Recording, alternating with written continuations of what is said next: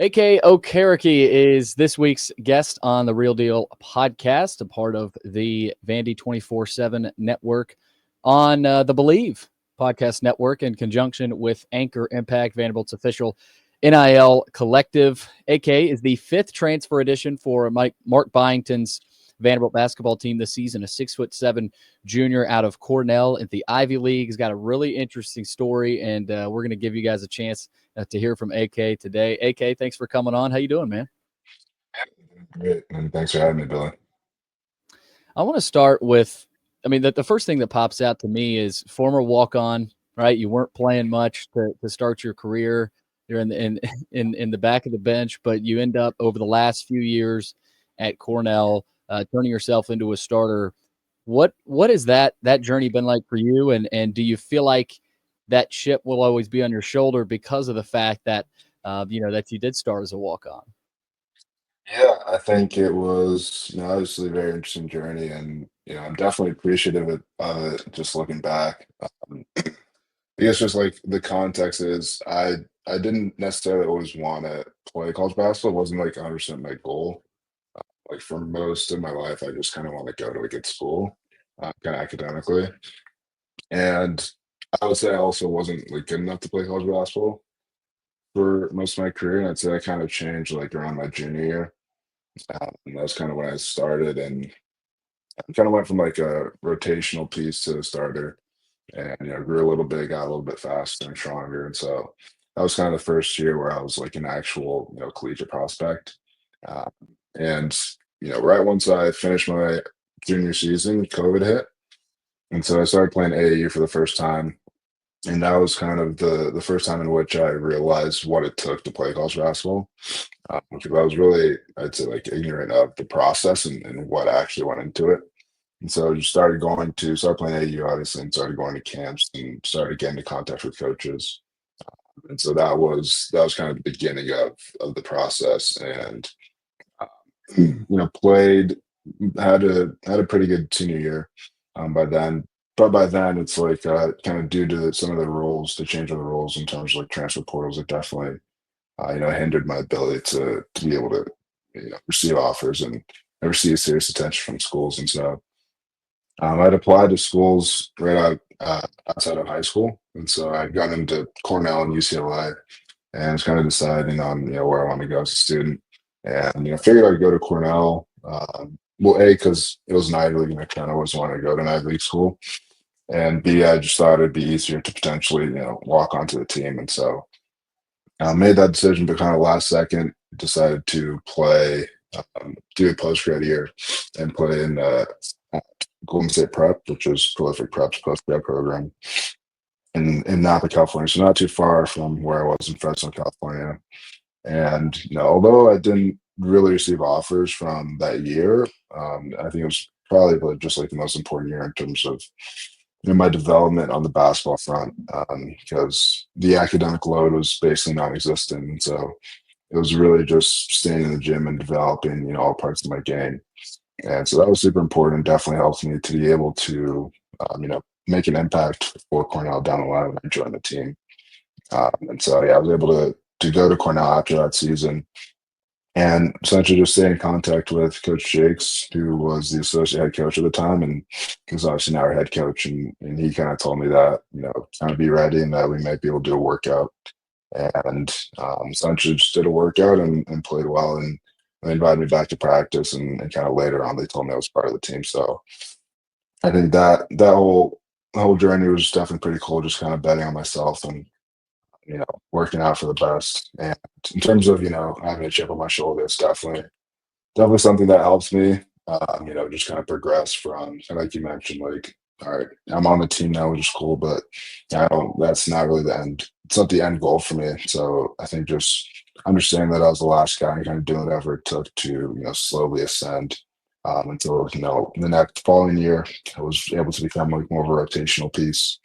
And then, the following year was more of like a focal point of the offense and the defense. So I think just kind of having that mentality and to continue working, I think was pretty big for me. And now you're in the best conference in the country at Vanderbilt in one of the best cities in the country. here in Nashville. I want to talk about your time at Cornell and how that led you to Nashville and the SEC and the whole portal experience. What did you take from your experience at Cornell? You just talked about the fact that it was hard enough just for you to get on the team, right, as a walk on and stay connected with coaches. But how did you grow at Cornell, and how did you turn yourself into the player that you are today, where a program like Vanderbilt looks at you in the portal and says, "Hey, we want him on our team"? Yeah, I think Cornell honestly was just kind of the perfect spot for me. It definitely, one of the things I learned early on is just how to be an overall basketball player, and that means understanding how the offense works, and uh, taking that and utilizing what the system that they have, and in order to ensure that you're not necessarily just going one on one all the time, but rather making reads, learning things that I really didn't know in high school. And so, that was very big for me. Just learning, offensive jargon, defensive jargon, and just within the way our offense works, it's not, if you're not good at, you don't really have basketball IQ, or you can't really make reads, and you're not gonna do well in our system. And so I think just understanding that and kind of developing that over time is it's something that where you learn, and once you take that, you can really be successful anywhere you go. And so I think that's definitely the biggest takeaway. I got to ask one more thing about Cornell. You played with Chris Magnon a couple years ago. Obviously, he ended up playing at Vanderbilt last year for his final year of college eligibility.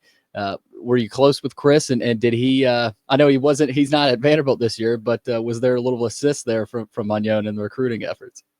Yeah, definitely. Chris is always someone I looked up to while I was at Cornell. I think definitely just like one of the most gifted players that I've seen with my own eyes. Just offensively, defensively, things that you just can't teach.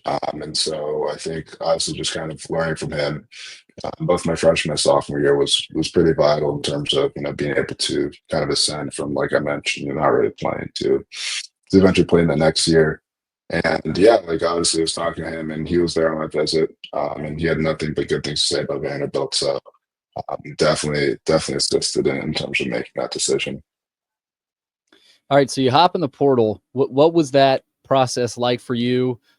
Some players have shorter timelines, other players have a little bit longer timelines if they want to take more visits. For you, what did that process look like, and why was Vanderbilt the best fit for you? Yeah, I'd say it's pretty hectic. Obviously, I never dealt with anything like this, and so it was definitely a good problem to have. But definitely, it's funny. I actually sat in this exact room for about a day straight, or about like I don't know how many hours. We're just kind of taking calls. Yeah, I think it was just cool to kind of go through that process, and it's in terms of talking to coaches, and being really interested in you and going on visits. It's not just something I wanted to do in high school, but didn't really get the opportunity to do so. So I think that was definitely a pretty cool for full circle moment.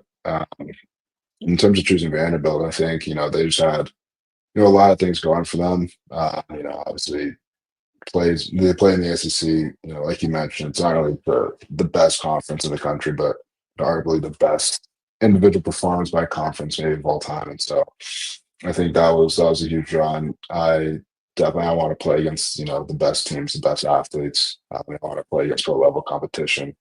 And obviously the coaching staff were super bought into me, and I think did a good job of being very specific of what my skill set was and how they wanted to use it. Um, and just a bunch of other things like Nashville being a great city. You're gonna be able to do a great program in the business school, like a master's in finance. So I think they definitely had a lot of pros, and so that's definitely a handful of reasons why I chose Vanderbilt. All right, let's talk about your game. Averaged 14 points last season, 5 rebounds, also 4 assists. And I think the first thing that pops out is the versatility there, right? You can get on the boards, you can put the ball in the basket, and you're making passes out of the post left and right. I mean, I think of Draymond Green. I don't know if you've ever heard that comp for yourself there a little bit. And you shoot it well, right? Shoot 32% from three, good field goal percentage. How would you describe your play style for Vanderbilt fans that are looking for that? Yeah, I'd say just Yeah, kind of like you mentioned, I definitely think kind of just offensive and defensive versatility is a strength of mine. I think just kind of being able to do whatever it takes to help a team win at the end of the day is something I kind of pride myself on. Kind of like you mentioned, I do see myself as more of a playmaker. Just kind of getting downhill, whether it's just downhill drives or in the post, and then making the read from there is something that honestly I like to do.